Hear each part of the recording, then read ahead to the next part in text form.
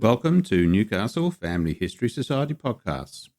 The Newcastle Family History Society, located on Awabakal land in Newcastle, New South Wales, Australia, provides support for those interested in family history.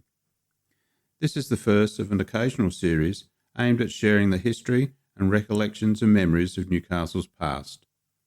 This story was written by the late Marie Schilling, Newcastle Family History Society member 461, and published in Society Journal 171 in September 2005.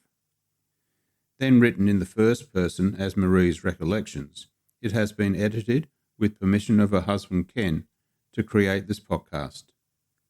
It tells of a little-known chapter in Newcastle's history during World War II, from the recollections of a young girl who experienced that time.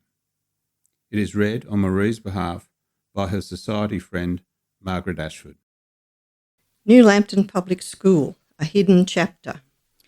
Marie's father, Bert Burns, worked at radio stations 2AD Armidale and 2TM Tamworth, then applied successfully for a position with Radio 2KO in Newcastle. So in 1943, Bert set off in a large truck from Tamworth with all the family's goods and chattels. In Newcastle, he obtained a house in Queen's Road, New Lambton, which was available for immediate occupation. Marie's mother, Jean Burns, née Lonsdale, completed the legalities of selling their house and travelled, together with Marie, in their little standard car to their new home in New Lambton. Jean Burns had fortunately obtained a transfer within the Department of Education from Tamworth Infants School to New Lambton Infants School. This appeared to be a happy outcome, with Jean's place of work and their home both in New Lambton. However, after reporting to the Office of the Department of Education in the beginning of 1944, Jean was told that New Lambton School was not operating as a school. No other explanation was offered to her at that time. She was directed to sign on at Paynes Paddock School, now New Lambton South School. That was when she found out that the staff and the pupils of New Lambton School had been allocated to the surrounding schools because the Royal Australian Air Force, the RAAF, had taken over New Lambton School's buildings. Little was known then of the reasons for this move. Jean commenced her teaching and Marie was enrolled in first class at the same school. They had quite a walk on rainy days from the top of Queen's Road to Paynes Paddock School, but Marie felt fortunate that she had her mother for company. Jean was also Marie's teacher, but Marie had no trouble differentiating between her role as Mrs. Burns from 9 a.m. to 3:30 p.m. and Mum at other times. Marie met Elaine Edge, a fellow pupil who proved to be a good friend during her first year at Paynes Paddock. She could still recall accompanying her mother on a round of the shops looking for small gold stars which Jean used to reward pupils for good book work. Marie felt that the students thought they were made if they managed to find one of those stars in their books rather than just a star from a stamp pad. Even in her later life, Marie still wondered at the coloured pieces of broken glass that were cemented around the top of the school's toilet blocks. She recalled a special job which gave her quite a feeling of importance, cutting newspaper squares and threading them onto a piece of string to hang ready for use in the girls' toilet block. This was big time for a 6-year-old newcomer. Little did she know at the time that it was to give her something to do while she waited for her mother to be ready to walk home in the afternoons after staff meetings and such. Little by little, the story of the occupation of New Lambton School by the RAAF leaked out. Early in World War II, air warning radar stations had been established in strategic locations around Australia's east coast. One such station was at Catherine Hill Bay near Newcastle, an important focal area for coal mining, steelworks and associated heavy industry. The region supplied vital armaments, and together with its port facilities, Newcastle was regarded as being vulnerable to both air and sea attacks. In 1942, that World War II radar station 208RS otherwise known as Mine Camp, Signal Hill or Radar Hill, began operations at Catherine Hill Bay. The staff there was led by one RAAF officer, with one officer from the Women's Auxiliary Australian Air Force, known as the WAAAF or WAF.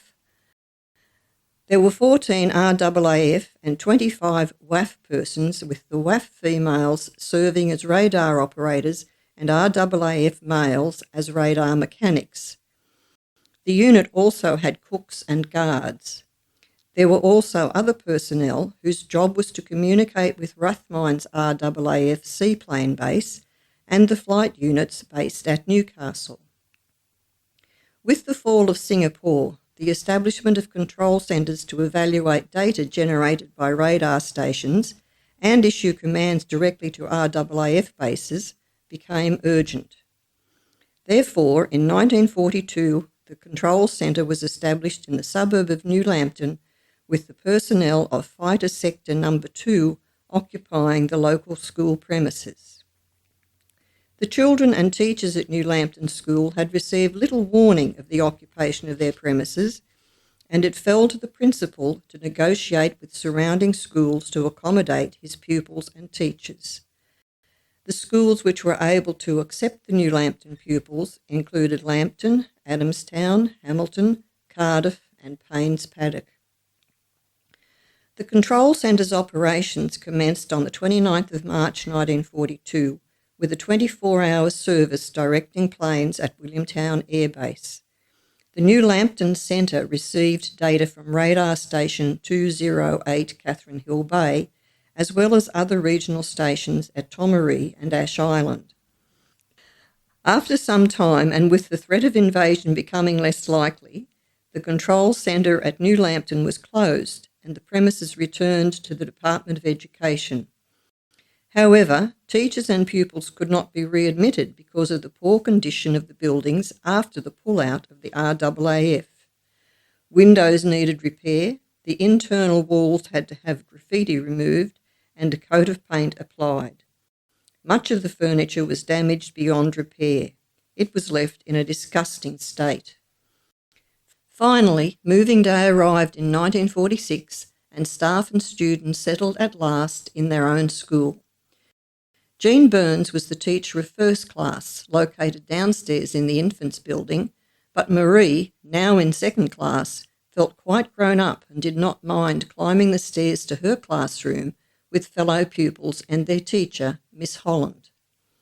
The infants' mistress was Miss Osborne, a lady with red hair and very long red fingernails, which she would wave vigorously when conducting the music at school assembly time. A few of the other infants' teachers Marie recalled were Miss Betty Everett, Miss Onions, and Mrs. Paddy Little. Promoted to the girls' primary department, Marie now wore the school uniform with its gold and black school tie, badge, and gold, not yellow, hair ribbons. Teachers in the primary department during that time included Miss Beavis, Miss Monica Fitzgerald, Miss Foster, Mrs. Marjorie Jarrett, Miss Cochrane, and Miss Dorothy Grant as mistress. Miss Grant held the position of mistress at New Lambton for over 20 years. Reflecting on her primary school days at New Lambton Public, Marie remembered the 4 years of buying frozen oranges at the little shop at the bottom of the infants' playground, playing hopscotch and tossing cigarette cards against the wall of the school, and swapping beads from well-loved collections, which brought her association with New Lambton School to a happy end. The year 1951 saw her off to Newcastle Girls High School, leaving her with many further happy memories and friendships which existed throughout her life. That was New Lambton Public School, a hidden chapter, as remembered by Marie Schilling. Through Marie's words, we have been able to step back into a time when local schools, families and communities were reshaped by the realities of World War II.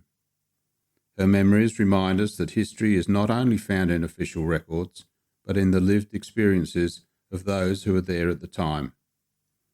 If you'd like to hear more stories like this, or discover perhaps forgotten aspects of Newcastle's past, Then look out for upcoming episodes as we continue to uncover the histories that shaped our region on Newcastle Family History Society podcasts.